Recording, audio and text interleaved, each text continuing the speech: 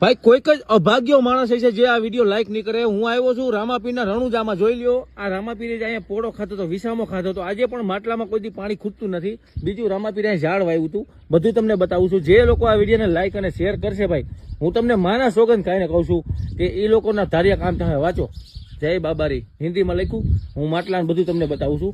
1 મિનિટનો જ વિડીયો છે. આખો વિડીયો જોજો મિત્રો. મને કઈ તમે ઇન્સ્ટાગ્રામમાં વિડીયો જોવો ને મને કઈ પૈસા નથી મળવાના. હું સાચું હોય જ કેવા વાળો માણસ છું ભાઈ. જો બાબા રામદેવ પીર કી જય હો. હવે રામાપીરે ખાલી એક ભગત એના સેવક હતા, એની પાસે ખાલી આરામ વિશ્રામ ખાતો હતો. કેદું આ અખંડ છે આમનામ. અને અહીંયા માટલામાં તમને જો અત્યારે પાણી ખૂટી ગયું હોય ને તો સવાર થાય ને તો ઓટોમેટિક પાછું માટલું ભરાઈ જાય. જો બધા માટલા આખા ભર્યા. ટૂંકમાં કહીએ ને એવું નથી કેતો ઓટોમેટિક ભરાઈ જાય. માણસે ભરવા આવે છે પણ ઓટોમેટિક જો માટલામાં પાણી ખૂટી જાય ને કોઈ ભગત અહીંથી હાલી નીકળે ને તો આખા માટલા પાછા ભરાઈ જાય. યાર ફટાફટ શેર કરી દો મિત્રો. હું તમને ઝાડ બતાવું. જો આ ઝાડમાં બધે જો ચૂંદડિયું બાંધી દેખાય. જે રામાપીરે ઝાડ તમને હું કહું છું, હાલો જલ્દી દોડીને બતાવું. જો ભાઈ હું એટલી દોડાદોડી કરું છું વિડીયો બનાવવા. અને જો આ રામાપીરે આ ઝાડ છે એમાં સુકાઈ ગયું હતું અને ઉપર ખાલી હાથ અડાડ્યો તો લીલું ઝાડ થઈ ગયું. એ કોઈને ખબર નથી મિત્રો.